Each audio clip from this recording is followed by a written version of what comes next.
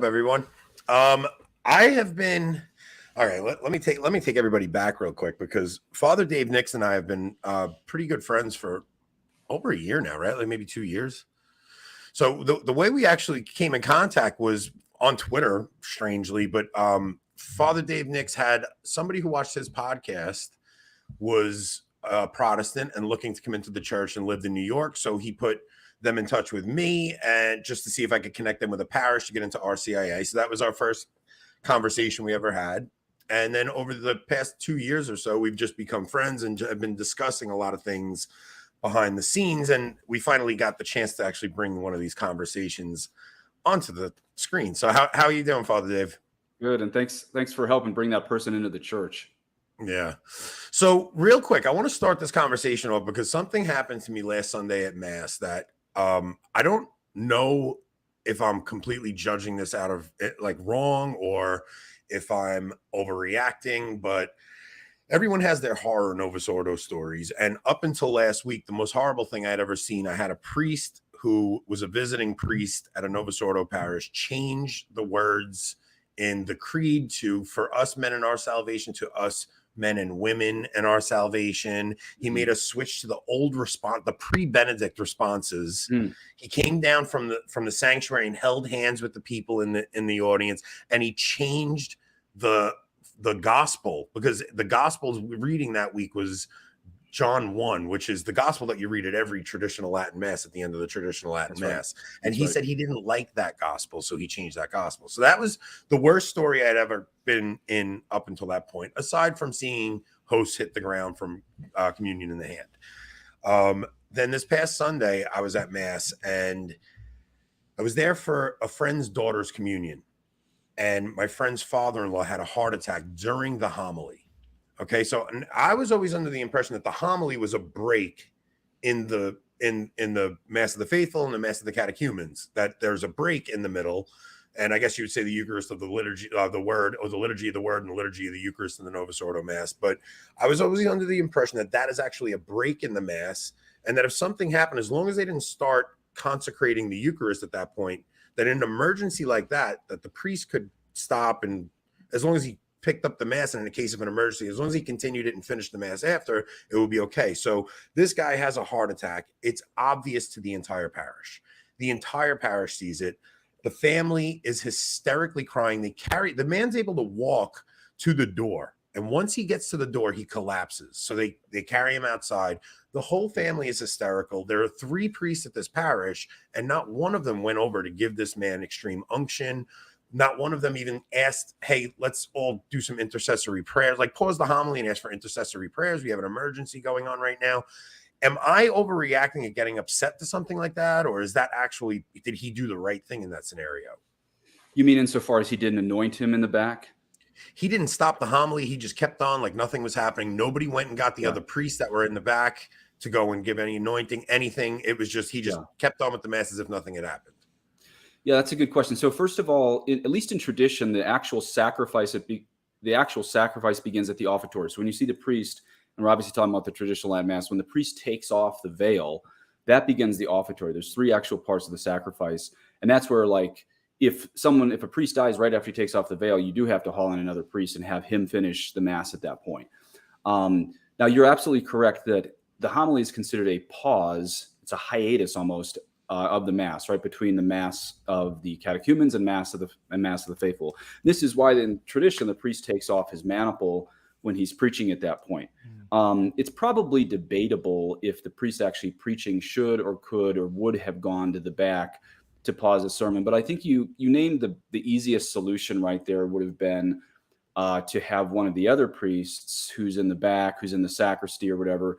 Probably some lay person should have gone and told one of the priests there, hey, we have a man down in the vestibule or in the narthex. Did you or any, not to put it on your shoulders, Andy, but did any lay This people is your fault, Anthony. No, so I grabbed an usher and I told the usher to go and do it. And the usher said, no, we're not allowed back there. Well, you can be sure if the usher wanted to go back there for a quote unquote better reason, he would have gone back, So the usher should have gone. You did the right thing. You told the usher should have gone back and got a priest. Now, one of the things you and I were texting about in this situation, by the way, I've remembered him at the Memento for the Dead at several of my masses behind me, my hermitage here, since you told me. One of the things you and I were texting about is, I'm of the firm belief that the two most underrated sacraments, especially for salvation, is baptism and confession. So even if a priest didn't have oils on him, because, a lot of times priests may not have anointing oil just on his person in the sacristy, even if one of the priests who wasn't offering mass had been tagged by the usher and he had gone back to the narthex for this man, either in cardiac arrest or approaching cardiac arrest, he could still hear his confession. And that's where I really believe it's really important to bring a priest on scene to say, hey, when was your last confession? And just have everyone just take off. If someone is because most people out there know a heart attack, that's not the same as cardiac arrest. Sometimes it leads to cardiac arrest, but you can have a fine conversation having a myocardial infarction. And that's a perfect time to make a confession if you're about to fibrillate, And so it would have been a good idea to get the priest. He could hear his confession. You have everyone just bail from the narthex for the sake of confidentiality. And that would have been probably the most important sacrament for his salvation, but hopefully he had some regular use of the sacraments. Anthony, you're muted. Can you hear me? Okay. I got you. Can you give extreme unction if a person has not received the sacrament of confession? Yes, you can. Fascinating fact about it. If extreme unction relieves not only venial sin, but even mortal sin, provided this person has some regular use of the sacraments. Now, if somebody happened to leave the church 50 years ago, hasn't been to, confession in 40 years, hasn't been to mass in 20 years, the priest doesn't know that. He should still anoint the Catholic who's down, but most likely it's not going to do anything, right? Now, that doesn't mean the person's necessarily going to hell. God can still give the gift of perfect contrition at the last moment, but it has to come right from God. But if someone hasn't been to confession in 20 years, and it's at least partially their fault, extreme unction isn't really going to do much. Yeah. But if someone who is regularly going to the sacraments happens to be in mortal sin and gets in a crash and is in the trauma center and then is in the ICU, and then the priest comes and anoints him, provided he has some faith and has had some use of the sacraments, extreme unction will relieve even mortal sin at that point, should he live or die. See, what struck me was now I don't want to accuse the priest of anything. Real quick, Anthony, to answer your question though, yeah, any Catholic that is in danger of death, we can anoint. We don't have to figure out the level of this person's faith or morals to anoint them. But I just mean from God's point of view, it's only going to work if this person has been practicing a bit. So, yeah, it just seemed like a total loss of supernatural faith in the sacraments on part of. Yeah, that's just how it came off to me.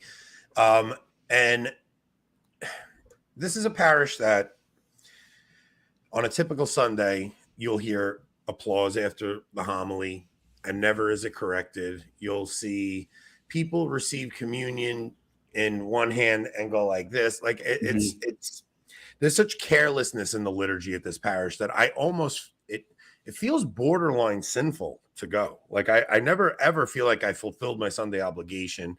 Now this is going to lead into a conversation because Father Dave and I have a very similar view in that things are so confusing right now that even if somebody is. Anthony, can I say one thing real quick? Yeah, of course. If that's a parish that is changing the gospel, then there's I can't read this priest's heart, but if that's a priest actually changing the gospel, that's a different parish that happened. Different parish. Okay, that was a different parish. Yeah, gotcha. But this parish, No. This parish is it's very orthodox in their preaching, but the liturgy is a nightmare. I got you. Terrible. Problem is most priests really do think everyone goes to heaven. And if you believe that, then there's really no vigilance to, skip out on the Jets game and race over to the narthex with your oils or hear someone's confession. I really do believe, again, I don't know the beliefs of the priest there, but even your average like kind of neocon, Novus Ordo, pro-life priest, if you really put his feet to the fire, is really going to say, you can really be any religion to be saved. Sorry, that's just how it is. They're really going to say everyone is saved regardless of religion. So if that's really your belief, you're really not going to race to a man down, because what is hearing his confession going to do? He's going to be saved either way, they think. Yeah. So why have any extreme vigilance on the sacraments if your baseline belief is truly everybody's saved? So that's the first thing that has to change, not the sacramental side. It's a crisis of faith before it's a crisis of sacraments. I think the most underrated Catholic teaching is extra ecclesiam nulla salus, that no salvation outside the church, because ever since they stopped, because it's still a dogma that there's no salvation outside the church. It's a dogma. Those 4 words are even in the 1993 Catechism under Pope John Paul II. Actually, do you know that? I didn't. The new Catechism even has those 4 words. Yep, extra ecclesiam nulla salus. It's like, if you don't believe that, then there is absolutely no reason to evangelize. Like, if you don't believe that there's no salvation outside the church, then there's absolutely no reason to go and evangelize. And I think that I think if you pressed 90% of the clergy, they would say, no, there's salvation outside the church. Not even in those extreme examples that they used to say, where it was like, baptism of blood or baptism of desire. Yeah, things like that. Like, I really think 90% of the clergy at this point really just thinks like, if you're a good person. Yeah. So you're not going to race off to the narthex with your oils or confessional stole if you think homeboy's going to heaven no matter what you do.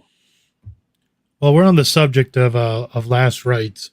Is there ever any reason for a priest to deny the apostolic pardon to someone like on their deathbed, like, in imminent danger of death? No, there's really not. I mean, you're only supposed to get it once in your life. So, I mean, if you find out you're about to give it to someone for the 6th time, you should probably pump the brakes a little bit on like, why does this family think this person's repeatedly dying? But theologically, there's no, I mean, it's supposed to be given only once on your deathbed. But I don't know of any major impediment. I mean, I suppose if there was an official canonical interdict against you, like you were actually excommunicated validly, then the whole shebang of last rites would technically be barred from you if you were like officially under some type of censure interdict, at least excommunication. But that doesn't really happen to people anymore, unless you're like a traditionalist. Then you're in danger of that. Well, Rob, did you want to mention why you asked that? Or? I only asked that because last year my father passed away, and I'm sorry. I had a local retired priest come in to give him last rites. Our usual priest had just been moved, so we had this retired priest filling in, and he came to give him last rites, and he was just in plain clothes, like t-shirt and cargo pants. And he came in and gave, anointed him. And I specifically asked for the apostolic pardon. And he said he didn't have authority to give that, and he left. And unfortunately, I couldn't find another priest to come and do it before my father passed away. So I was just, I've always wondered if there was any reason for that. No, I'm sorry. Sorry, first of all, that your father died. Secondly, that you weren't able to get the apostolic pardon from him. But yeah, any priest in good standing has the right to do that. It comes from the Apostolic See. It's given to any priest in good standing. I would even make the argument, because of supply jurisdiction and a global emergency in the church, that would also be any priest, even one who's suspended, but that's a totally different podcast. I think what he really meant is he was too lazy to have it in his pocket, not that he didn't have the authority to do it. Yeah, most likely. Which is ironic considering all the pockets he had on his pants. Exactly. If it was a Catholic, I maybe would have understood. That's why I always wear cargo pants under this habit. Literally, I have cargo pants on under this habit. That's great. See, I have my phone. I have the Apostolic Pardon in Evernote. Everywhere I go, it's with me. It's just good to be prepared with that stuff. Yeah. I would think, especially today's technology. So, all right. So the other idea that Father Dave and I have been discussing is this idea. So Bishop Williamson wrote, he was on a podcast, and he was talking about this dynamic that Catholics are faced with since the council, essentially, of the balance between truth and obedience. And everybody has to balance somewhere. So there are some people who are like 50% truth, 50% obedience. Then you would have like the sede vacantes is 100% truth and 0% obedience. I would say like an SSPX would be like 30% obedience, 70% truth. The FSSP is probably 50-50. I mean, this is kind of the dynamic people are playing with. And you wrote an amazing blog post on this recently that I thought was really interesting. Yeah, you know, if you don't mind me reading the quote, if it was amazing, it was just because of this quote from Bishop Williamson. It's what you have in bold there. I might as well. You want to just read what's in bold there, Rob? Okay, right there. Yeah, you're muted. In 1969 and the revolution in the church, Catholic authority split from Catholic truth. And ever since, all Catholics are more or less schizophrenic, because if truth and authority are separated from one another, then either I follow authority and forget truth, or I forget authority and follow truth, or somewhere in between. So I might mix it 10 to 90, I might mix it 20 to 80, I might mix it 30 to 70 or 70 to 30. So all Catholics who want to be Catholic are somewhere between 0 and 100. And there's a great variety and a great confusion in the Catholic Church because of this. And all of that will only be settled, but it will be settled when Almighty God, nobody else can do it, will bring these erring human beings in Rome back to tradition. And when authority and truth reunite, that's when the crisis is over. You want to go first, Father Dave? You want me to take a crack at this? Yeah, I just want to add that was Bishop Williamson. He said that on the RTF podcast at minute 20 that I linked in there. And it just stopped me in my tracks when I heard it, because it just explained why there's so many traditionalists of goodwill attacking each other. You know, as I said to you before you hit the record button, there's been arguments in church history and people have lacked charity, but they were usually of ill will if they lacked charity. Now we're seeing all these arguments where there's a lack of charity, but everyone actually has goodwill. They really think they're right because of this balance of like 70-30, 50-50, 30-70, you know, authority to obedience. And so it kind of helped explain why there's so many traditionalists of goodwill in all these different tribes attacking each other. It makes no sense to me. Like I really think Michael Matt, when he talked about unite the clans, he wasn't so much talking about like unite all the clans of the church. I really think he was specifically talking about the FSSP and the SSPX. I really do, because I think it breaks his heart that that separation there was heartbreaking for him, because you know, before that split, like I know Michael Matt goes to a fraternity parish, but he's still diocesan. He actually goes to the parish where we're having our daughter baptized on Sunday.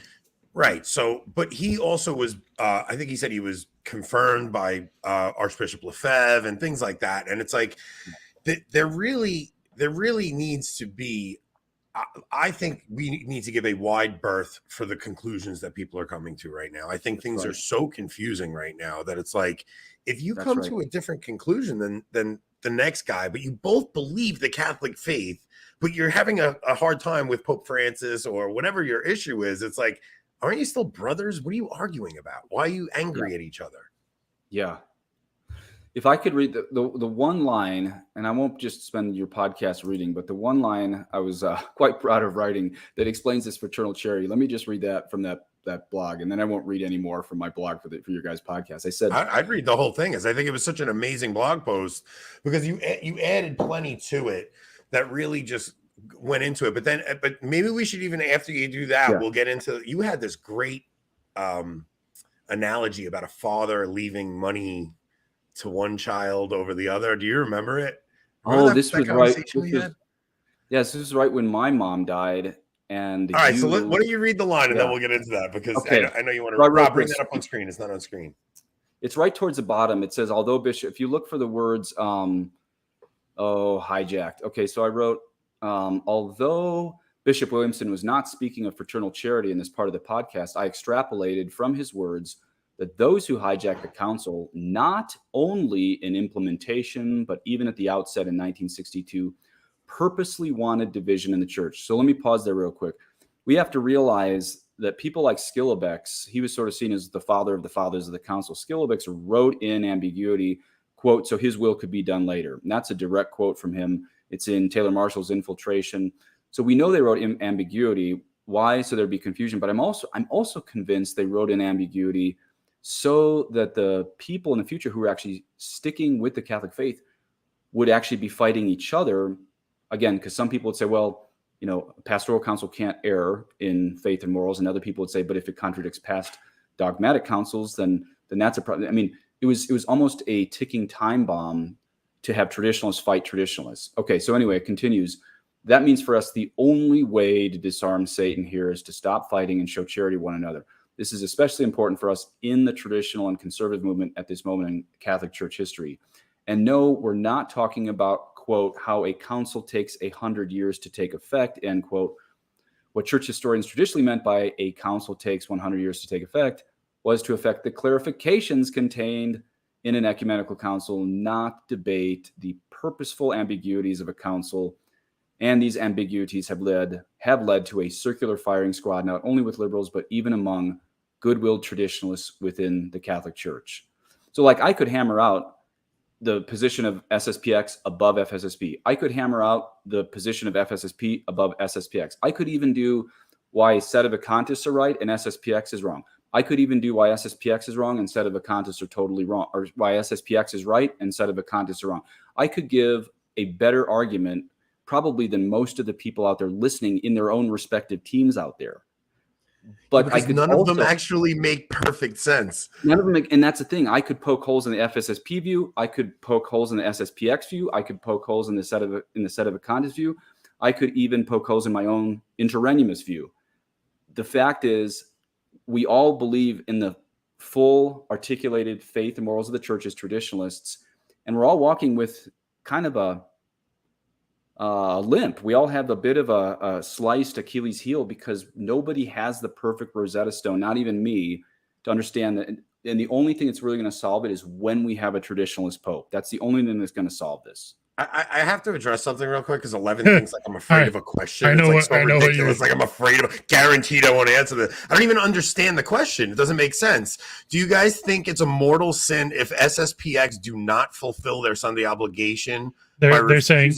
Oh, so if you go to the SSPX and if you refuse to go to any other mass, the Joe Boca position where he says you stay home rather than go to a TLM or a Novus Ordo, I think that's problematic. Like I think if you're an SSPX attendee and you won't go to a diocesan TLM, I think that you're refusing communion with your fellow Catholics in that scenario.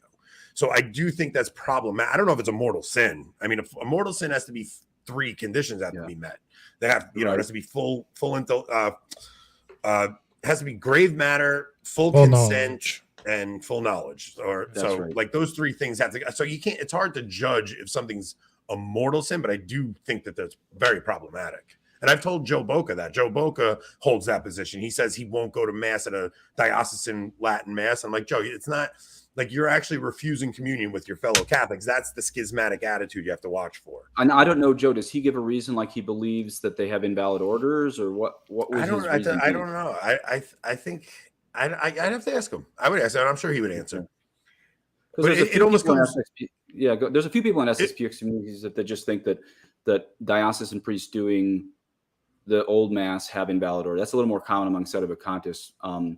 But I would have to ask Joe Boca his opinion. Yeah, I think he thinks he thinks it's a concession saying that Archbishop Lefebvre was unnecessary or something. I don't know. I'd have to let him say it in his own words. Oh, okay.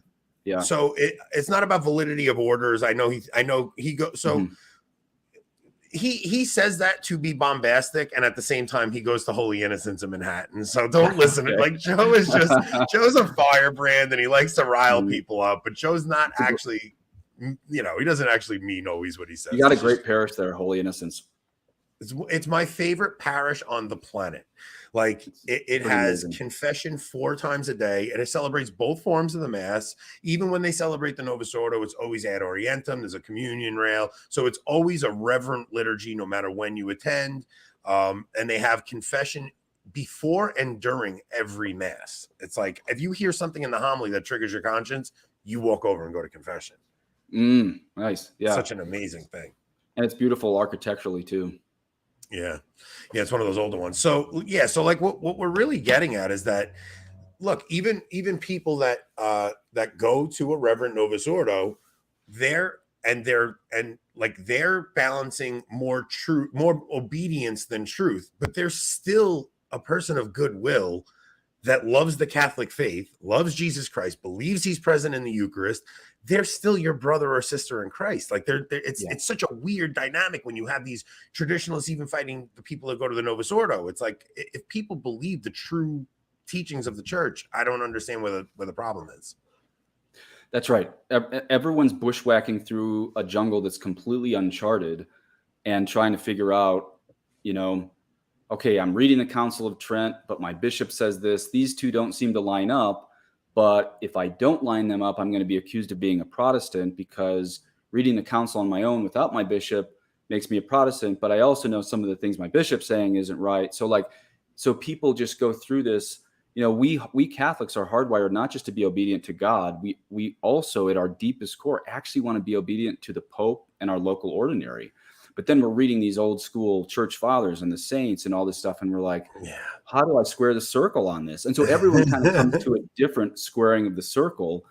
And there's been a progression of how I've done it. And every step along the way, the last 6 years, I thought I had the perfect Rosetta Stone for reading. And then all of a sudden I realized, without denying any of the magisterium, like, wow, I don't have the perfect Rosetta Stone to understand this church crisis perfectly, because, like you said before we started recording, there's a mystery to all this that we may not understand. So this is okay. So what Joshua Charles really flipped me out by showing turning me on to Tychonius. Okay, so Tychonius is an African bishop in the 4th century, same time as Augustine. He was a Donatist, by the way. Yeah, he was a Donatist, but it was before the Donatist heresy was totally dealt with. So he was still a bishop in the church, and he heavily influenced Augustine. But what's strange is Pope Benedict, in a conversation with or an interview, says to someone, if you want to understand the church crisis, you should really research. What did I hit? Oh, sorry. You should really research Tychonius and look at his understanding of the church crisis. And Tychonius has this like the hermeneutic that he goes by is seeing what was Joshua Charles saying? Restrain, release,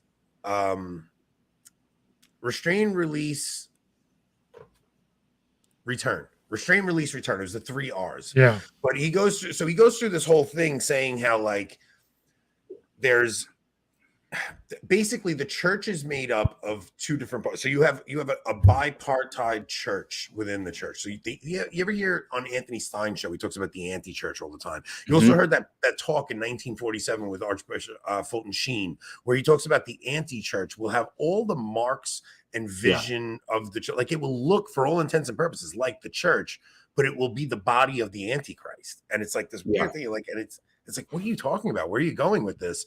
But Tychonius really, his thesis is that in the end times, the great apostasy is not going to be just a great falling away of apostatizing from the faith like we've seen over the past 60 years or so.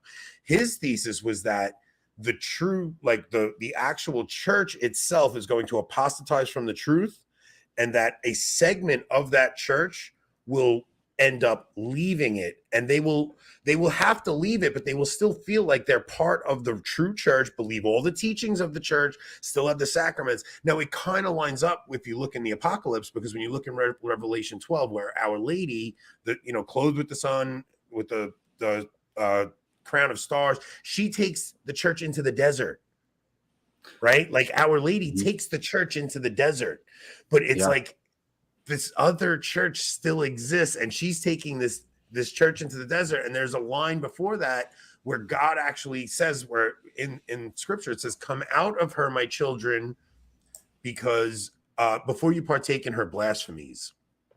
Almost like he's talking about this. Look, he's talking about the whore of Babylon being drunk on the blood of the martyrs by committing adultery with the nations. Now, if you look at what's going on in the church right now, you're looking at it and it's like, Okay, so you see the hierarchy playing this game with the UN and playing with the 2030 agenda, and you're kind of seeing that happen where they're committing sins of adultery with the nations with a human fraternity document, and we're going to build this church of human fraternity, and it's going to have this one, and trying to build this weird thing going on, and it seems like almost like I'm afraid to even say it, but it seems like there's going to be a separation where the church splits, and the people that follow this main church will be the anti-church.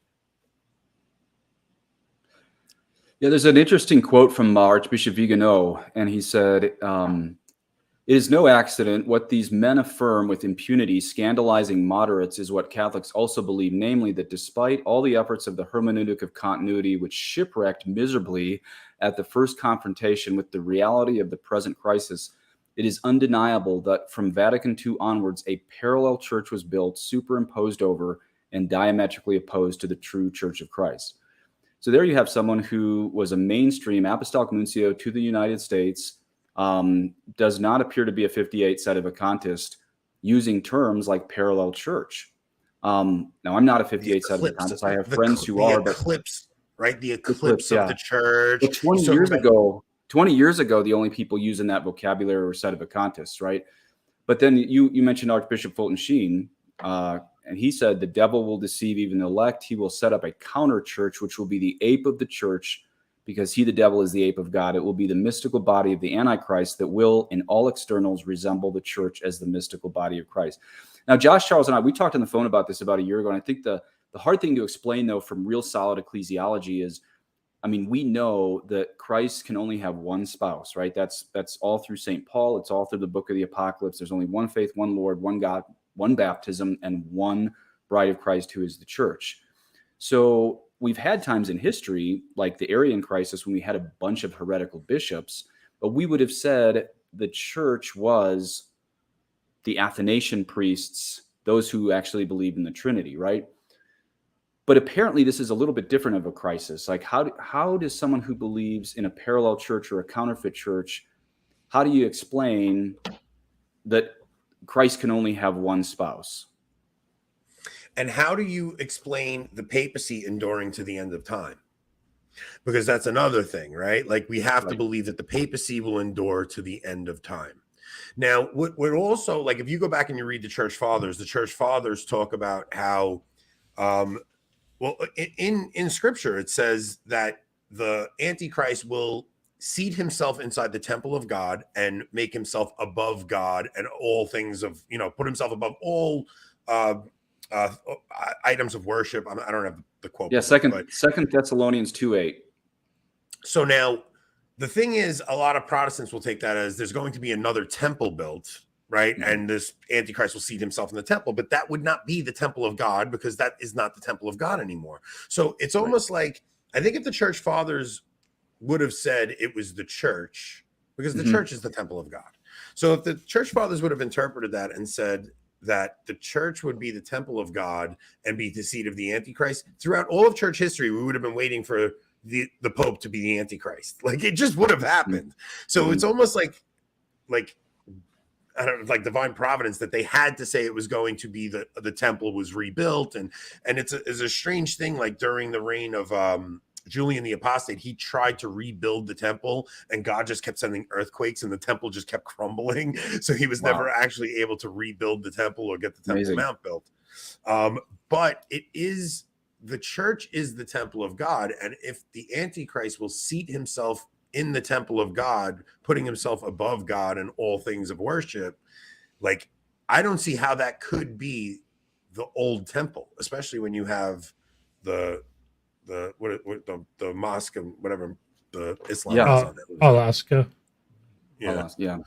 The dome on. So on the like dome I don't see how it could be anything but the church that's a reference to. But I'm not a church father. I'm a high school dropout and don't listen to anything I'm saying. I'm just shooting ideas here. Taylor talks about this in his new book. The church fathers themselves were divided if that was going to be in Jerusalem versus Rome. I believe Taylor takes the view it's going to be Jerusalem. But do you I think kinda he's lean taking towards that view to Roman. be safe because everybody always accuses him of being like, Well, I think think in about his it. book he actually was only able to find one church father that said Rome, and all the Okay. others he found said Jerusalem. Nearly unanimous, huh? Yeah. Okay. Nearly unanimous. But then you have Our Lady of La Salette saying Rome will become the seat of the Antichrist. Now, does that mean the Rome will Church of lose Rome, the or does that faith and just mean become the seat of Rome, the Rome will city? lose the faith and become the seat of the Antichrist. That's an approved apparition. Now, does that mean the the diocese of Rome? Does that mean the city of Rome? Like the Rome will Could lose mean the the church faith, as a whole. but it could Yeah. just mean the city of Rome, like the right, couldn't it? Non-church Rome, like just Yeah. the city of Rome could Yeah, be I the think seat of so, the because if the Roman Catholic Church entirely lost the faith, the promises of Christ would be defunct. So I think we have to lean.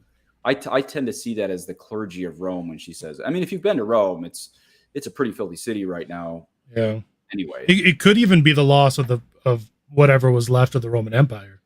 I mean, some people hold that the Roman Empire or the Holy Roman Empire or even the Habsburgs were part of the catacomb, right? So potentially when they're saying that Rome will become the seat of the Antichrist, maybe they mean what's left yeah, of Europe, in a sense, what's left of the Roman Empire. But if you look at that through the Tychonius lens, yeah, it's showing that Rome will lose the faith. Yeah, become but Tychonius was a heretic who thought that was happening in his lifetime with the I agree. traditores who turned over the scripture to Rome. I agree, right? But now Benedict tells us to see it this way. True. And then Benedict goes and resigns the papacy in a very strange way. I mean, he really did. Listen, this is a brilliant guy who's telling people to go read Tychonius before he resigns the papacy in a very vague way, almost like and then you put that with the vision of Fatima, where it's like, okay, we saw a great light that looked like God, and then we saw as if in a mirror what I got the impression that this was the Pope, right? So it's like this weird thing going on there where it's like maybe she got the impression that it was the Pope because we would all get the impression that it was the Pope because Francis. Guys, I am not saying this is real. We're having a hypothetical conversation, right? And then you can't forget Our Lady of Akita, who says the devil will infiltrate even into the church such a way that one will see cardinals opposing cardinals, bishops against bishops. The priests who venerate me will be scorned and opposed by their confreres. And we're churches and altars sacked. We're literally seeing that. I'm going and speaking. I'm giving my first talk ever at a canceled priest conference because and we were talking about this earlier in the green room. Like a canceled priest is not a priest who did something wrong and got canceled. A canceled, that's justice. Like if a priest commits a crime against somebody, that's justice. A canceled priest is someone who goes and speaks the truth, says something true, and his bishop punishes him for saying something true. Mm-hmm. So it's like I'm going and speaking at a conference for canceled priests because they spoke up, said something true, or they did something following too close to tradition and their bishop got mad and their bishop pulled them out of ministry. And we're in times that are just unprecedented. And I love that line from Akita, but the more cynical side of me looks at that. I'm like, okay, we have all these cardinals speaking heresy.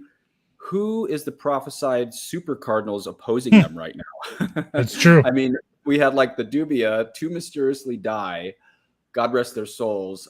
And then we had the threat of the correction following the Dubia. And then like Frank Walker at Canon 212 has his countdown of Dubia to actually pulling the trigger on the correction. And it's 1,700 days now. He has an up count ticker every day. And it's like 1,700 plus days. So who are these heroic cardinals opposing the heretical cardinals?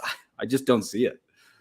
And it's like, guys, this just really think about like how crazy it is that the bishops are saying absolutely nothing about the mayhem right now. Like it really is like you have Bishop Schneider, Vigano, Strickland sometimes, and then he backs off, right? It's like, but the average bishop and the average cardinal is just sitting back and watching this stuff happen. I mean, we talked about what Dolan allowed that God is trans thing to happen, and he let them keep that exhibit up. He just told them to take the sign.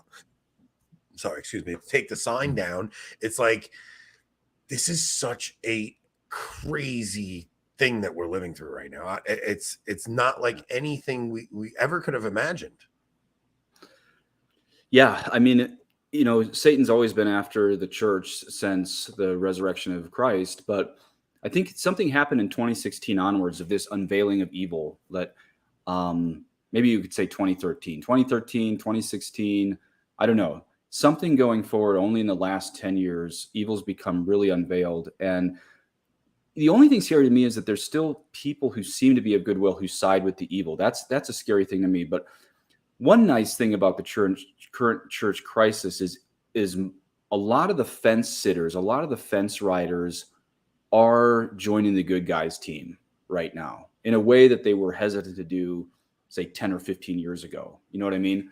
I think there's there's still some people sitting on the fence, but COVID helped that. I mean, obviously most traditional parishes have a lot of COVID refugees, people who just realize, wait a minute, the bishops just shut down all the churches for a flu with a 99.92% survival rate, and the traditional Latin Mass churches are staying open. I may not understand a lot of these debates, but I know they shouldn't have closed the church for this, So one good thing, and then, I mean, you have to have a pretty low level of theology to see what's coming out of the Vatican now is pure heresy. You don't really need a PhD from the Angelicum or whatever they have, STLs, or you don't really need that to really say the creed. I mean, I'd say to people all the time, pretty much every aspect of the creed has been denied at this point. And that's unprecedented. There were popes running around making cardinals out of their favorite sons who had moral lives, but even like the Alexander the Sixth, he's one of my favorite popes. Faith. I love Alexander the Sixth. He gets such a bad rap, that guy. He gave us the Angelus, it turns out. Yep. Listen, I'm gonna. My last point is just even the popes with major moral failures never fathomed of touching the faith. Well, let me give you an example of that with Alexander the Sixth. He has a daughter. What's her name? Lucrezia. His daughter Lucrezia is married to. He marries her off to one of the Italian families, and that sounds like a rap star, by the way. Lucrezia Borgia. So he marries her off. She gets knocked up by some other guy. And then she marries him off. First off, Anthony, you're just going by the plot of like the HBO show. You haven't read the actual history.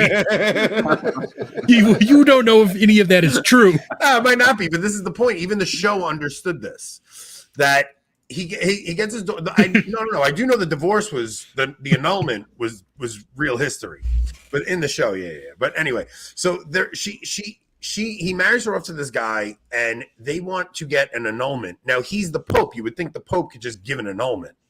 The Pope can't give an annulment for no reason. So he has to prove that the husband. There was no consummation. Yeah. There's no consummation of the marriage. He has to prove that the marriage was never consummated. So in the show, they show him bringing. They bring the husband in and they tell him, go ahead, do it with a prostitute in front of all the cardinals, and the guy, because all the cardinals around, he can't perform because he's intimidated with all these men around, But the point was, he can't just change the teaching on marriage, even though he's the Pope. He's this evil guy. He's having people whacked, and he's he's doing all these awful things. Yeah. And even as the Pope, he can't just hand an annulment out without legitimate cause, and he can't change the teaching on marriage. Speaking of, I know this is under the aegis. I know this is under the aegis of an HBO show, but just so people know, even in the weirdest times in church history, they wouldn't watch you do that, of course. Just so people know. But it's interesting. Even the new Code of Canon Law, the 1983 code, has a section on ratum non consummatum, ratified, not consummated. So it is part of canon law and marriage law that in very rare times there is a ratum non consummatum. So you don't think they had betting ceremonies? Didn't they have betting ceremonies? Yeah, but that wasn't the church. Oh no, I know. Families would want to make sure the marriages were consummated, so there could be no nonsense of nullity allegations later on. No, I think usually people didn't watch. I think there's some truth to the old sheet stereotype or sheet myth of they'd come out and show blood on the sheet. There's some history of that, but they didn't. There was no voyeurism in Catholic or they would carry them into the same bedchamber together and lock them in there. But yeah, they're not watching. What are don't the Amish have something like winding sheets or something like it They tie you up so you. We don't have to go down that road. But Probably. Wait. Amish or Amish? Real Amish or our version of Amish? Because we use Amish. Okay. So before two people are married, they tie them up in like really, really tight sheets. I know. How do we get on this topic? I don't know. Anthony, that's how. But it's chaste. No, I should dig myself out of this hole by saying it's chaste. They put two engaged people next to each other all night so they can kind of get to know what it would be like to be next to the person, but they're wrapped up in sheets so they stay chaste. Oh, that's from It was like the Patriot. The Patriot. They did that. The Patriot, but that's part of some Protestant circles. That's a good idea. All right. Maybe when my daughters start to meet boys, I'm gonna say, okay, I'm gonna tie you guys up in potato sacks. You guys can talk, but that's about it. Yeah, like even at 8 p.m. movies, just make that the rule.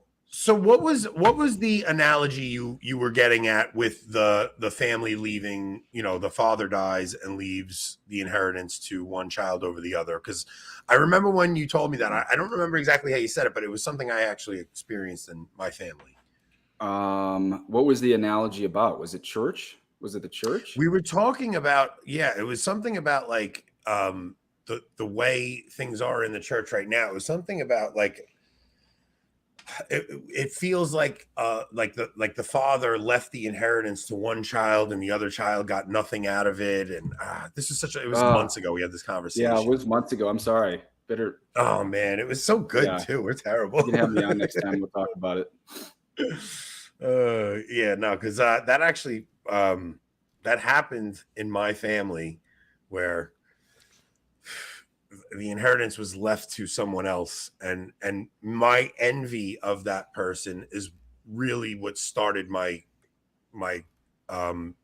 journey back to the faith, because I like feeling that envy in me, and I saw an ugly side of myself that really I didn't like it. Like I wasn't just jealous. Like jealous is like, oh, you have something nice and I want it. Envy is like, I hope that person loses everything. Like I wanted them to be punished for getting a gift from somebody. And it wasn't even their fault. It was, it was true ugliness that I saw in myself. And I had to take a real good look at who I was as a person for wishing bad things on somebody because they received a gift and I didn't. Isn't it amazing what God uses for our conversions? It's never as clear cut as we would have written if we had written in our own stories, Yeah. Oh, but I guess didn't you guys call this like truth and obedience? I guess I do want to share that thing from Dr. Yeah, definitely. That hierarchy that Dr. Krasnewski put up from his book right there. Where did you guys want to go with this? I just, he got that from St. Thomas Aquinas, and I was saying off the air before we started, most traditionalists are, whether you're sedevacantist, SSPX, FSSP, interregnumist, even conservative, Novus Ordo, TLM/NOM, a lot of us have been accused of being disobedient for just trying to do what the church has always done.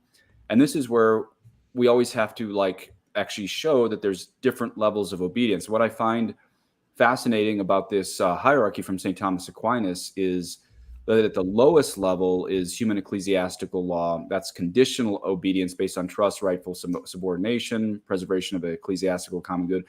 But anytime that's trumped by natural law, so this would be like the LMNOP stuff, right? That even if someone told you you can go against natural law, even if that person had a higher rank in the church, well, natural law trumps any ecclesiastical law when we're talking about something of morals that's really written on the human heart, even before you get to divine revelation of being a Jew or a Catholic. We're talking about natural law. You read Romans 1, and this is really the LMNOP stuff.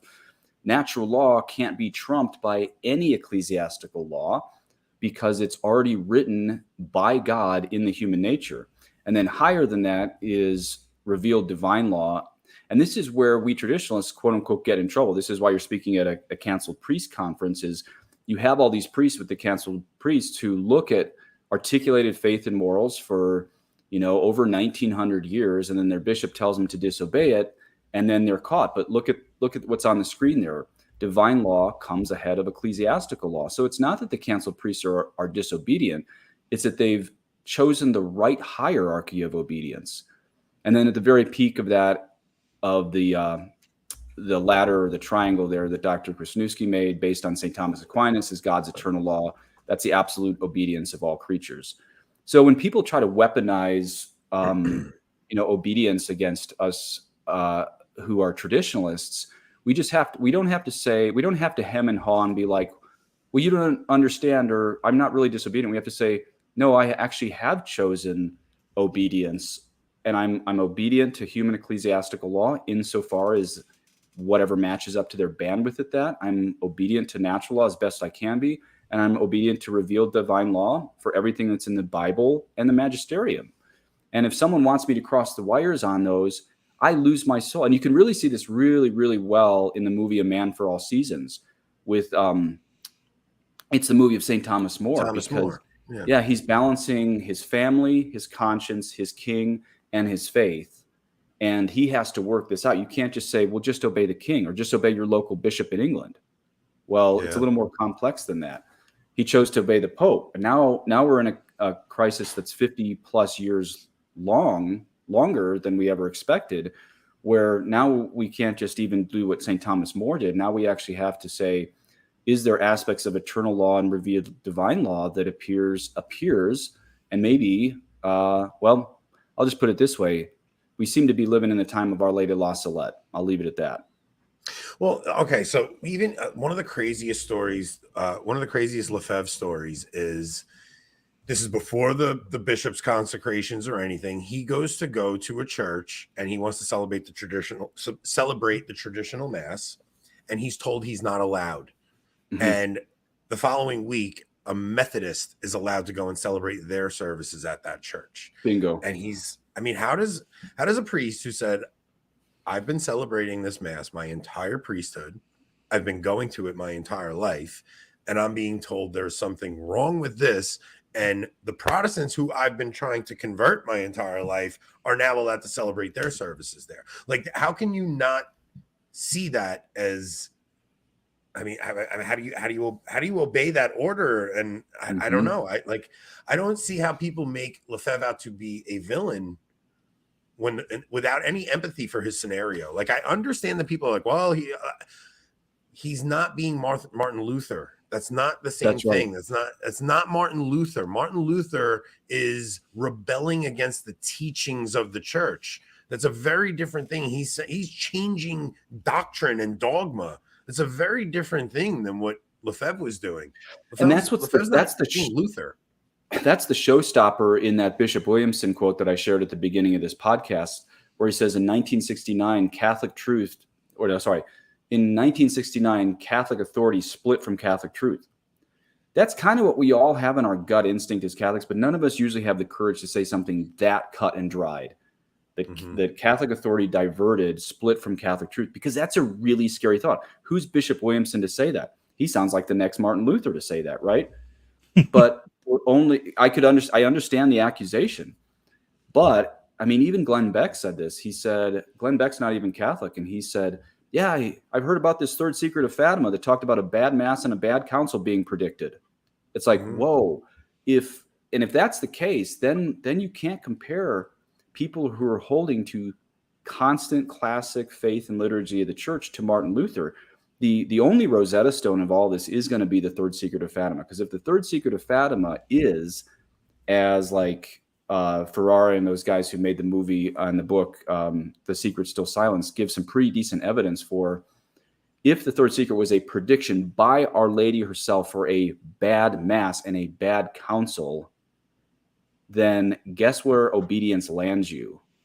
This is where we have to put obedience to divine revelation ahead of obedience to ecclesiastical. We obey ecclesiastical authority insofar as the bandwidth of their competence, but never when they tell us to go against Christ and the apostles. See, one thing that's crazy about the third secret is also that Benedict is very well versed in that third secret, and he drops a whole lot of hints about what it could be, and that's why it freaks me out that he told us to look to Tychonius.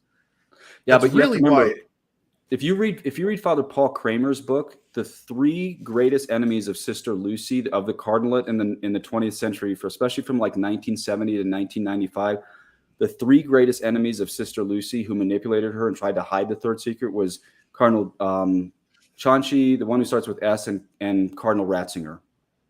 Father Really? Paul Kramer makes it really clear.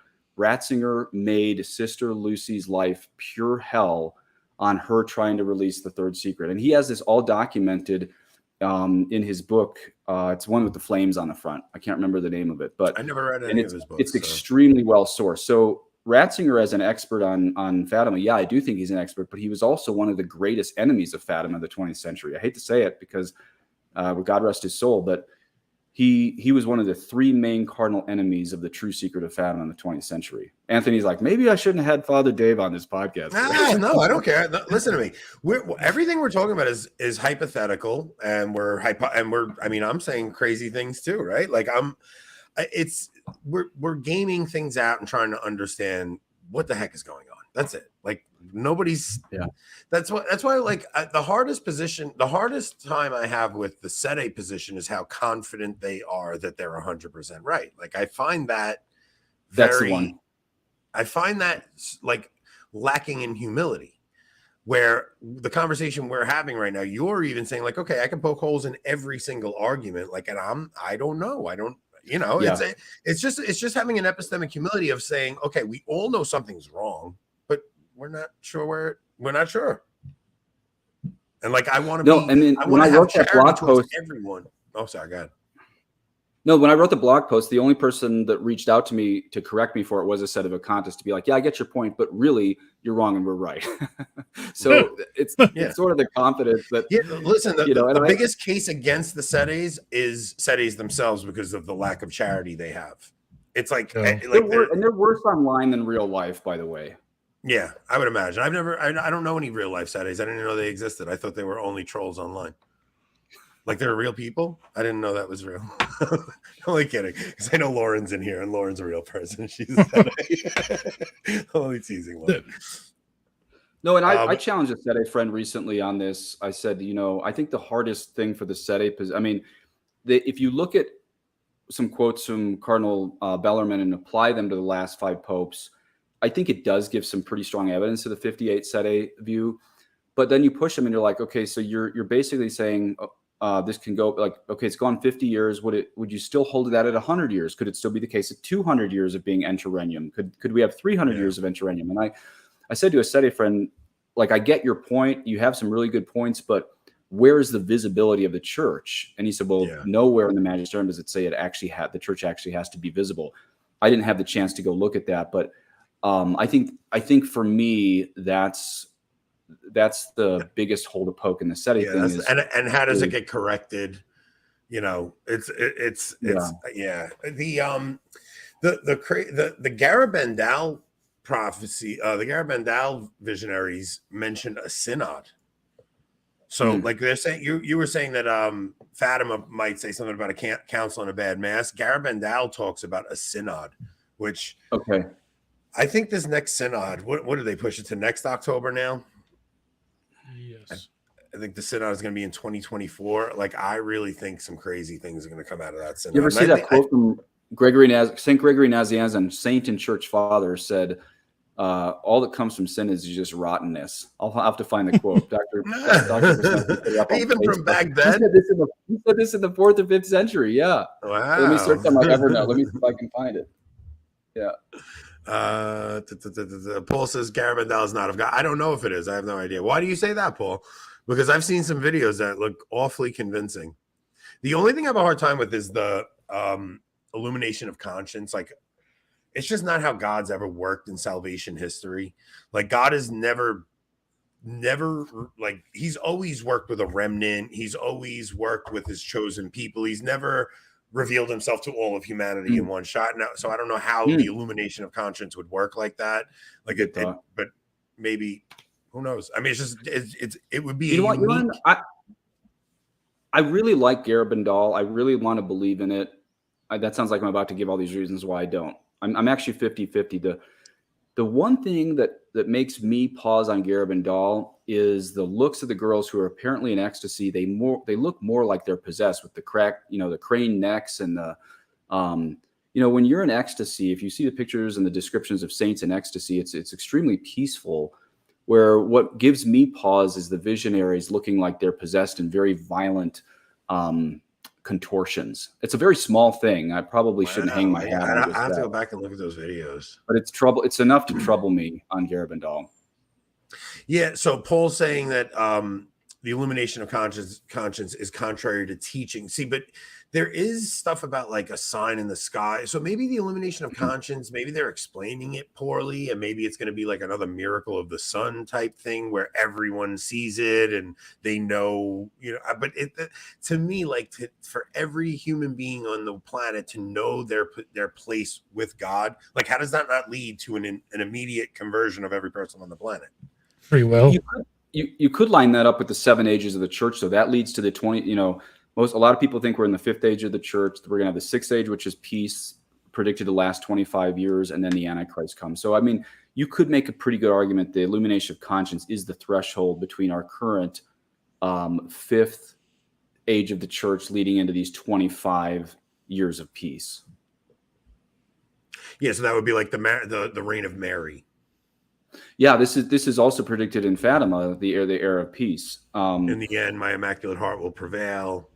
Could be seen as the reign of a the great Catholic monarch, from other private revelation too. Another weird thing about Garabandal is, wasn't there that Joey, that Italian out on Long Island who was blind, and he was supposed to get his sight back before the miracle of the Pines, but he died before this alleged miracle that was supposed to usher in. Oh, really? Remember the one? Yeah, and she's in her like mid or late 70s now, so it's like 75, I think. Yeah.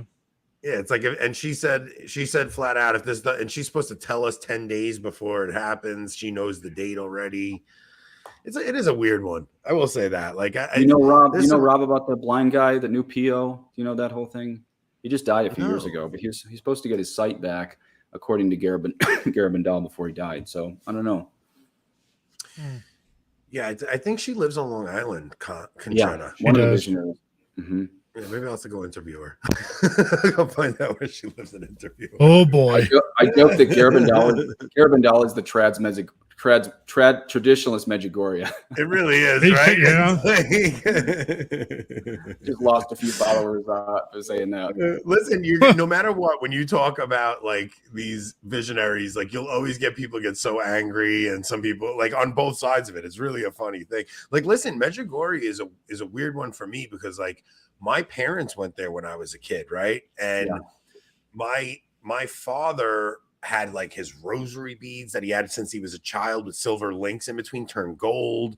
They had like all these weird things happen to them. They took a picture and like Jesus's face is in the clouds. They had this weeping statue that just continuously weeps no matter what. Garabandal, Tragigori. That's great. So it's like I grew up never like really, but then I did a lot of research. Like I saw E. Michael Jones's work on Medjugorje, and like he really debunks Medjugorje pretty good, shows all like the nonsense around it and all the deceit and all that. And there's that video of the one girl where they go and they put their finger at her and she goes like this, and she's supposed to be in ecstasy when he does that. Yep. So there's like a lot of weird things about Medjugorje, but then people do talk about these amazing conversions. I think that's one of those things where it's like God can write straight with crooked lines. Like even if they're being deceitful, God can still cause. No, I know a lot of great people have had amazing conversions out there. It's the theology they're claiming, quote unquote, Mary is saying that I think is really bad. It's Pelagianism, that you can get to heaven without grace. I mean, that it's the theology they're claiming Mary is saying that is bad. But I can't deny the tremendous conversions that I've seen happen out there. Now, the traditionalists out there were listening, well, watch what happens when they find out it was a bunk apparition, then all their faiths are going to crash. No, I don't, I think I see it more like you do. God can write straight with crooked lines, Anthony. Yeah.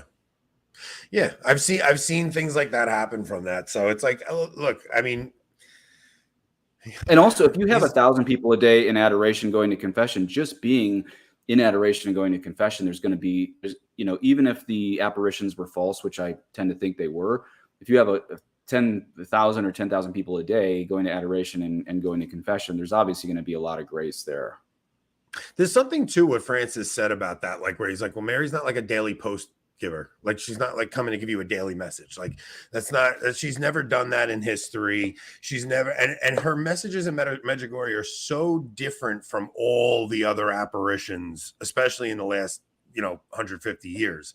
I mean, look at La Salette, look at Fatima, look at Akita. You look at those, and then Medjugorje comes in, and Mary's just like, repent, pray.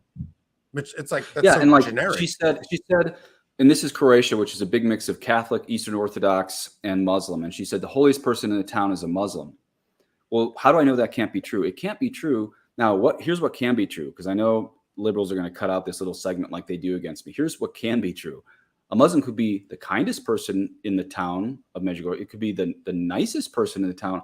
But the reason why a Muslim in a town in Croatia couldn't be the holiest person is because the person who is baptized in the lowest level of sanctifying grace is exponentially holier than even the nicest Muslim, not because this person is better than this or skin color or whatever. And by the way, the Muslims in Croatia all have the same skin color as the Catholics. It's not even a matter of skin color.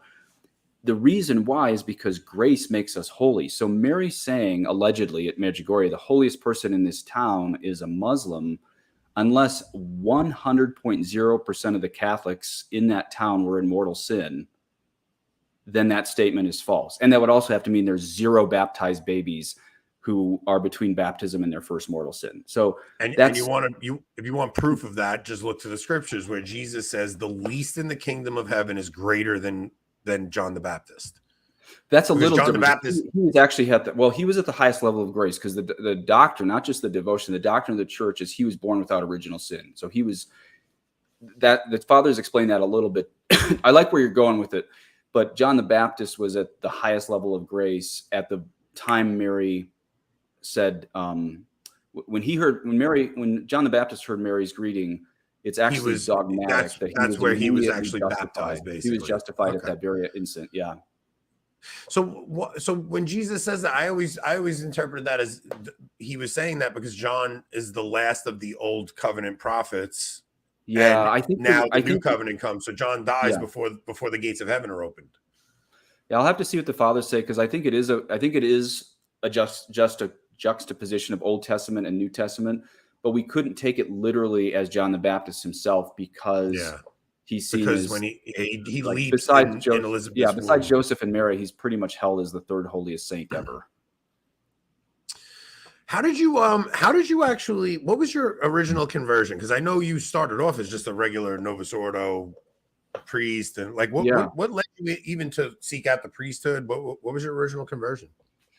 Well, let's see. I had one conversion. I was raised pretty liberal Catholic, went to Jesuit schools for 8 years. Then I had like kind of a conversion to, I guess we could call it EWTN, neocon, middle of the road Catholicism when I was about 16. And then had another conversion from EWTN Catholicism to tradition in my 30s. So I don't know if that's going to bore your listeners. Maybe pick one of those two. I don't want to talk the whole time. I can tell you about one of those, but two of those are going to lose a bunch of listeners. What led you from EWTN to crazy radical to the about person Our Lady of La Salette? Yeah, exactly. What got you on the FBI list?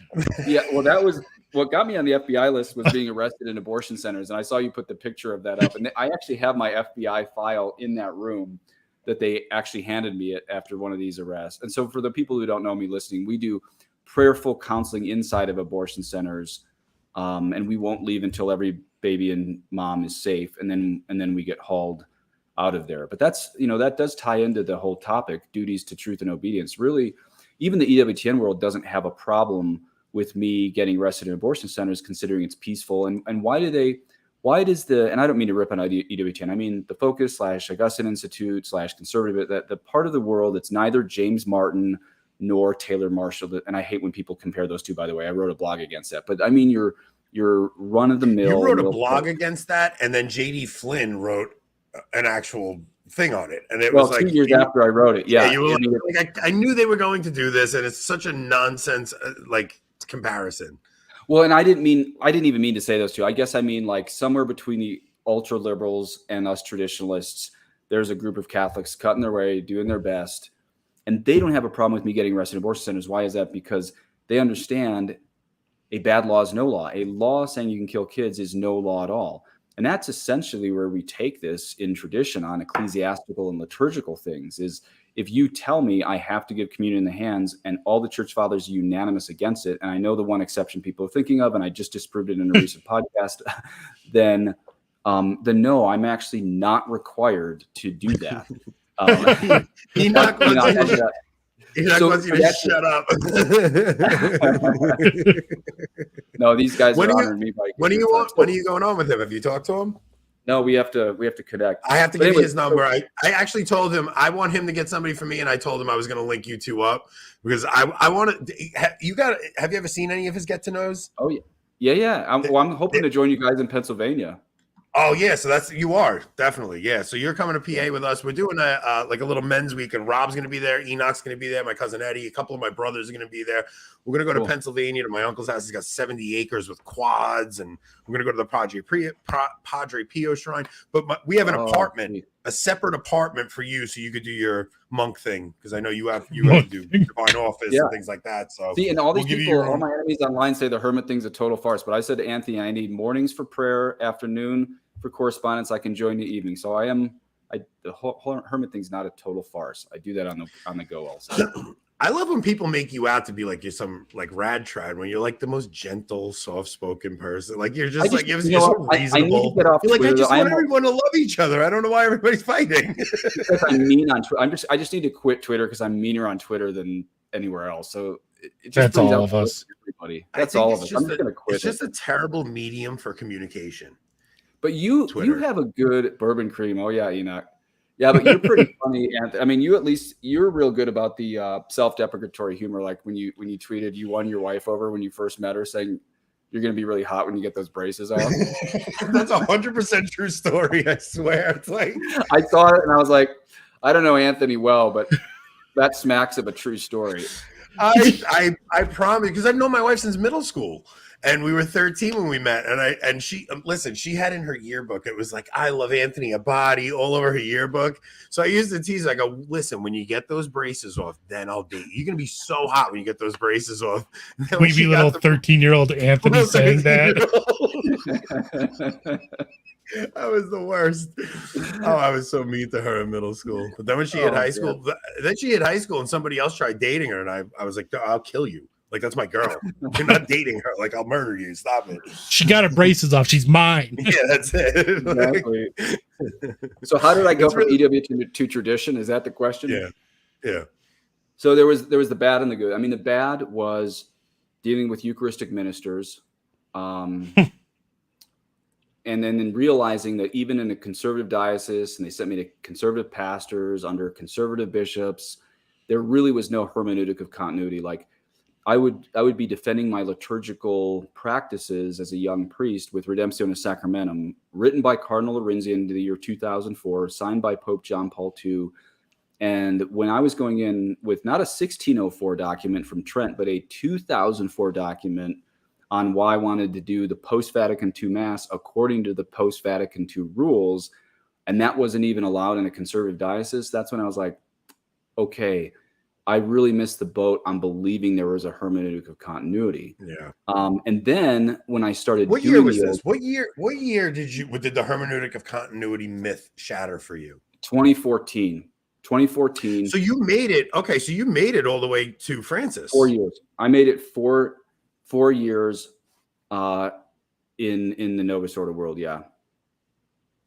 Now I was reading all the church fathers in seminary. I mean, it wasn't like, in seminary, I was reading all the church fathers and I was reading St. Thomas Aquinas. And I was definitely a conservative in seminary, but my phone was still full of like praise and worship. And I liked the charismatic movement quite a bit. And actually my phone still has a bunch of praise and worship. I just never put it in liturgical stuff right now. Right. And so, but it was really, I would say the hermeneutic of continuity in my brain collapsed in 2014. You know what's funny? Because you said you offline have said to me, like, because you still have a lot of friends from that charismatic community.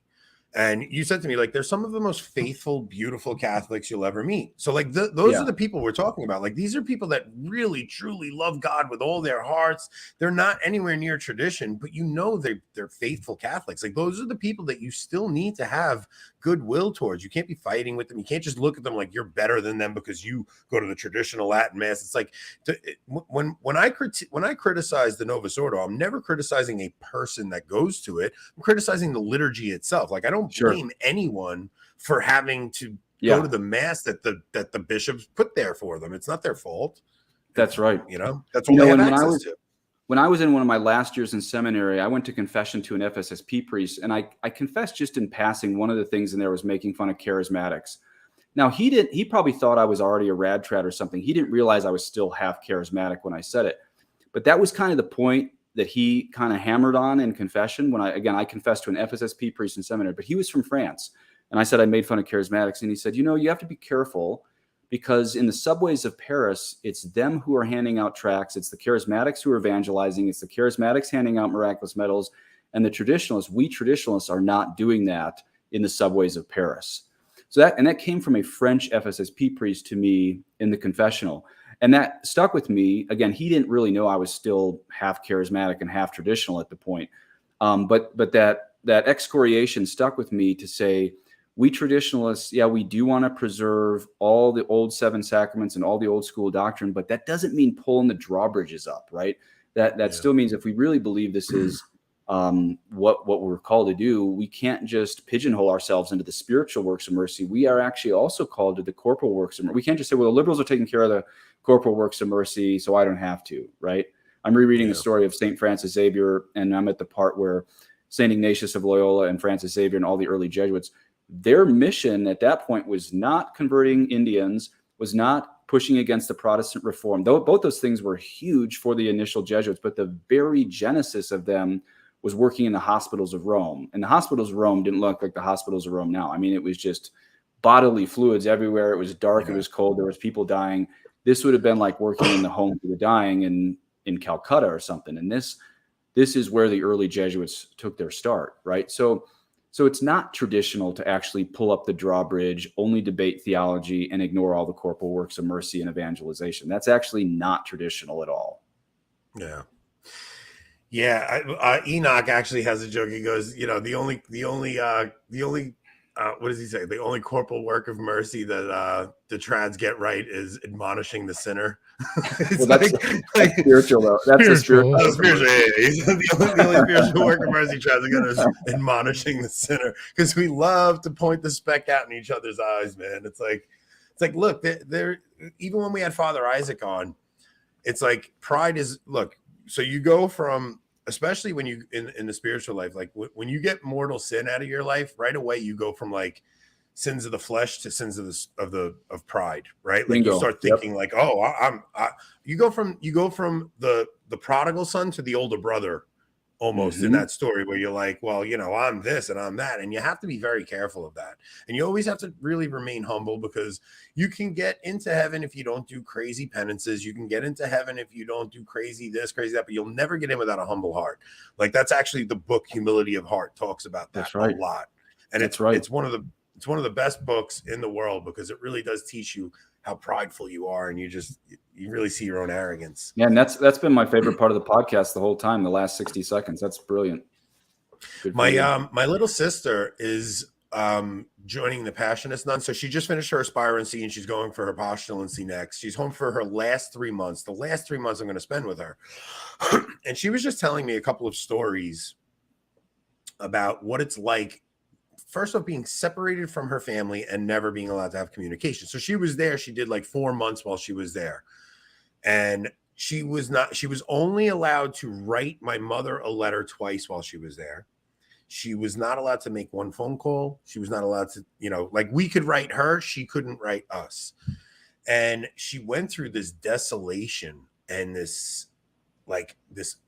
she basically said to me, like, you are an infant in the faith until you experience the desert and you are stripped naked before God and he's all you have. Like, it was like you like she was telling me these little humiliations she had to deal with. Like, one of them was there was an older nun there who could barely walk, and they had an Easter egg hunt. And the younger nuns, the eggs were hidden far out, and the older nuns, they put them really close for the older nuns. And my sister went to help the older nun up because she could barely walk. And Mother Superior thought she was going to look for the eggs that were closer. And she goes, "No, you Missy, you get out there and go look for the far ones." And my sister said, like, she said, "I didn't even try to explain myself. I just said, yes, Mother. Okay." Right. Like, so she didn't go, no. I was just trying to help Mother to explain it, because she took that humiliation to heart. And she was just like, just don't worry about what, just be obedient to Mother Superior and go do what she says. Where I think anyone's natural instinct would be to, no, I was trying to help, And then another time she was helping, she had some free time, and one of the other sisters were doing dishes, and she went to go and help the sister do dishes, and Mother Superior came over and she goes, "Don't help her with the dishes, go and do this." And my sister, like, her love language is like acts of service. So she's like, well, how do I show people that I love them if I can't help them? But she's really learning to detach herself from these things, and really explaining to me how the Mother Superior isn't being mean. She's showing her a spiritual motherhood it's showing detachment and really looking out for my sister's good. Whereas my mother's so affectionate, and my mother would be like, "Oh my God." And like, and there's almost something harmful in that, because an earthly mother or an earthly father, your only instinct is to protect your child. And if they're in pain, you'll suffer on their behalf, but that isn't always what's best for your child. Like, sometimes your child needs to suffer to learn something, right? That's why God will chastise his children when we go in bad routes and things like that. My sister told me, I had a 4-hour conversation with her yesterday, and she taught me more than I think I've ever learned from reading a book or anything like that. And it just made me really realize how far I am in my spiritual life. Beautiful. She must have a really mortified will if she would be bending down to help someone get an egg, and the Mother Superior said, no, not you. You have to go out there. And she just said, okay. I would have thrown it at a superior. That's a hard one, right? Like, isn't it? It's just like, no, I wouldn't have thrown it, but I would have. I'm just kidding. I wouldn't have thrown it. I would not. Obviously, no. I know what you're saying. I would have explained myself. I would have been like, no, I'm helping. Yeah, because you want to look like a good person. It's a weird thing, right? Like, you did have a good intention, but you want to look like a good person, because like, we care so much what others think. And it's a weird world being in this podcast thing, because I'm constantly checking out how many people watched our video, but it's like, I don't sometimes I feel like even checking is like, why are you just let God do his thing. If God wants this thing to take off, it'll take off. Don't worry about what people are thinking. God will take care of the rest. And if you keep checking it, you're actually going to prevent the Spirit of God from helping this thing take off. Do you know why I try not to look? Well, whenever I do look at numbers of like likes or listens or views, I'm always usually reminded of the time in King David in the Old Testament. Do you know where I'm going with this? David, God asked him to go to war, and King David goes and has a census to figure out how many men of military age he actually has, but God asked him not to know any of those. He just wanted him to go. And so he does a census, he goes and counts, and then God punishes him for counting how many people he had for not having faith. Corner. Yeah, but specifically not having faith was lived out through him counting. The podcast will only blow up when it takes off its praises, says Enoch. He's hilarious. Okay, so So anyway, David gets punished by looking at numbers, so we shouldn't be looking at numbers. Yeah. I mean, that was almost like he didn't trust that, like, God would just take care of it. Don't worry about it. Like, that's right. Trust was the center of that. Exactly. Yeah. So it wasn't just for counting; it was because it was an act of lack of trust. Yeah. Yeah, it's kind of like Abraham saying, "Okay, well, let me knock up Hagar over here, because I'm getting a little impatient waiting for my son over here." Right. And then the second part of going to tradition was just falling in love with the old. I mean, I only mentioned the negative, but like, my favorite sacrament these days is baptism, because there's no worry about people falling back into sin like there is with confession. There's no debates on like, confirmation, should a priest do it? Well, no, really it should be the priest. Mass, there's all these debates on traditionis custodes and everything. Baptism, I get to do exorcisms. I don't have to worry about recidivism. That's falling back into sin. And you bring a soul into sanctifying grace to the point that St. Francis of Assisi would genuflect to newly baptized babies. So these days, baptism is my favorite sacrament to do, because there's no politics and a ton of grace, you know? Yeah. And that's just one example of like learning the old rite sacraments that I fell in love with the old rite sacrament. Like, why in the world would you take out exorcisms? But anyway, on the positive side, like, it's just so beautiful and powerful to be able to do exorcisms over babies before baptizing them, that when I got into the old sacraments, you just never really want to look back to the. When was your first traditional mass? What was your first experience of it? So I was ordained in 2010, and then I started doing like private ones, maybe actually about 6 months after ordination, but it was really slow because, I mean, I really wanted to memorize the prayers at the foot of the altar, Psalm 42. I even wanted to memorize kind of more or less the cards. And we only had 3 semesters at our seminary. So I would maybe do 5 TLMs a year or something for my first 3 years of my priesthood. And most of them were private, occasionally public. But I really wanted to go slow in learning it because I just didn't want to mess it up. But then I haven't done the Novus Ordo in 6 years now, 6 or 7 years. So it's 20, right on the Camino. I walked the Camino in 2011, and then I walked the Camino 2015. And after seeing on the Camino in 2015, I did the Novus Ordo and a little bit of the Latin Mass. But then when I saw it was even going on in Europe, not just the United States, then I said, that's it. I'm only doing the old rite sacraments because something's rotten in Denmark and all this stuff. How far of the Camino did you walk? Like how much of the Camino did you walk?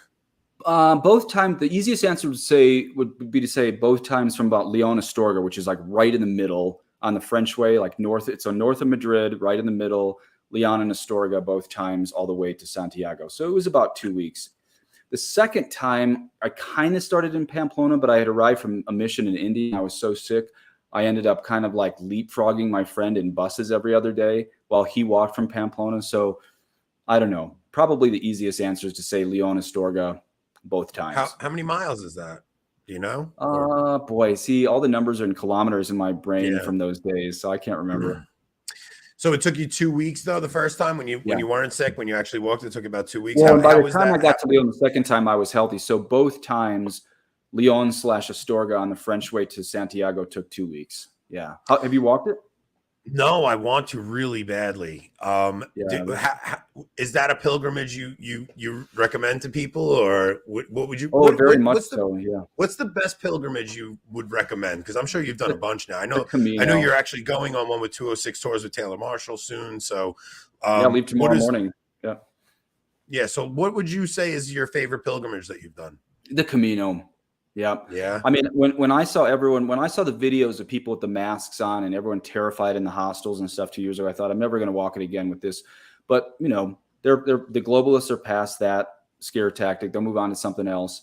So now that I think things are opening up, I'd highly encourage you to do the Camino.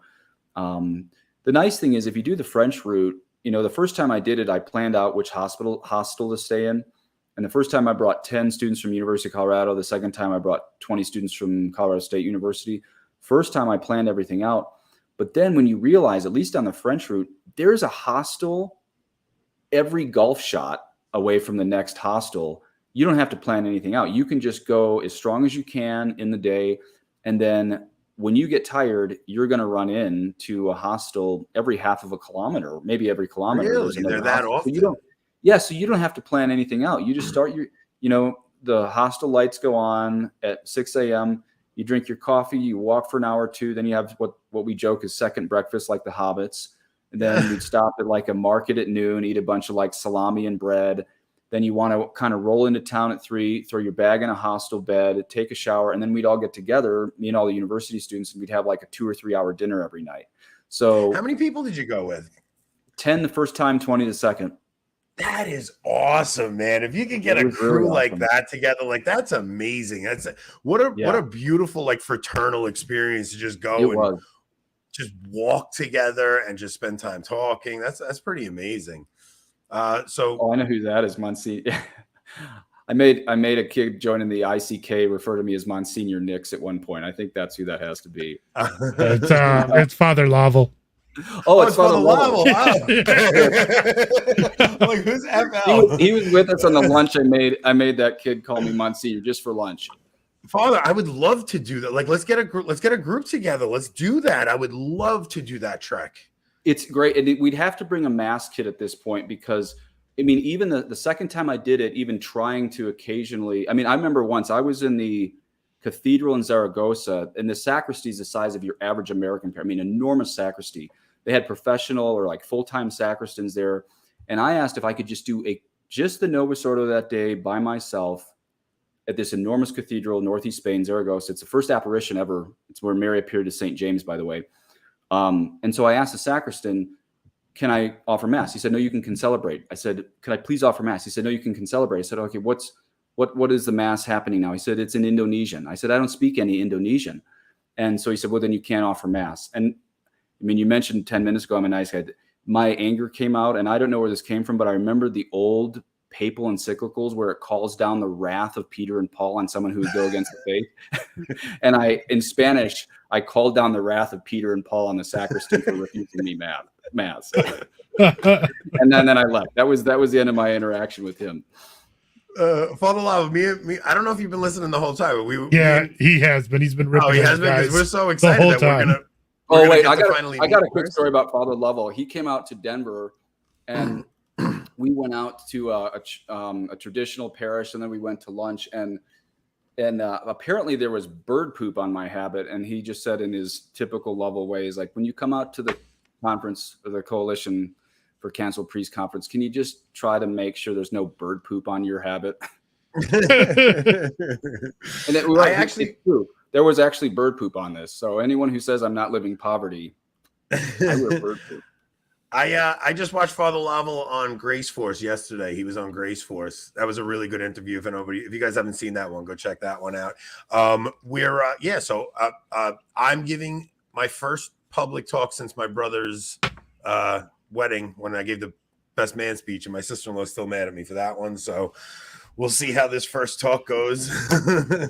Now, every podcast Father Lovell starts with, he says, I'm under a non-penal, non-jurisdictional punishment. If you find out what that means, tell me what it means. Yeah. Is that what he said on Father? I'll be on Father Lavel's show on Monday. Maybe put your cassock back on. He says, "This is good." You know what it is? This podcast has actually gotten.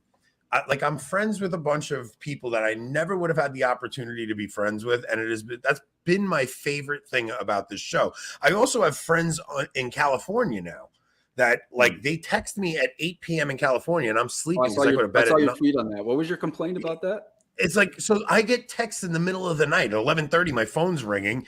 So when I wake up, because they wake me up at 11 p.m., I wake them right back up at 4 a.m. I don't care. And I send them a text right back. So I drive them nuts too. It's like, but it's a strange thing with that 3-hour time delay. So they go about their day, and then, at 8 p.m. they finally get around to texting me, and I'm sleeping over here. So I wake up right up. East Coasters are hard. I was given spiritual. I can only make phone calls late at night. I was given spiritual direction last night to someone on the East Coast at 11. And normally I don't take spiritual directives, but this person really needed just temporary advice. I don't take spiritual directives, but someone needed some advice. 11:30 was the only time so I'm given spiritual advice at 1:30 a.m. out there. It's crazy. Yeah. Not a healthy time to discuss. It was a good talk. Life of a priest, man. It's funny. All right, we're at an hour and a half. We usually do keep it there. I will be on with Father Lavel on Monday night. He asked me to come on his show, so I'll be on his show Monday night. Then Tuesday, I think Rob and I are going to do just the two of us, and we're going to just do some housekeeping and maybe do some lighthearted stuff. And then on Thursday next week, we have Jason from Martyrs Walk coming on. And then after that, I think I have Daniel O'Connor lined up. I have Joshua Charles is going to come back on. And then I got to get Father Isaac back on. I really would love to talk to Father Isaac again. So, and we should remember that tomorrow and Saturday are Ember Day. So everyone make sure to pray for your pray for priests, especially Father Nix here and Father Lovell too. Yeah, pray for a safe flight for Father Nix. He's leaving. He's going to Europe, and he's going to meet up with about 40 men that are on, or I don't know if it's just men or maybe men and women. They're going on a pilgrimage in Europe. So I really do. I hope you guys have an amazing time over there. Tell Taylor I said hi when you see him, and stay on, and we'll talk in the green room for a minute. Take us out, Rob. Okay. Add connection.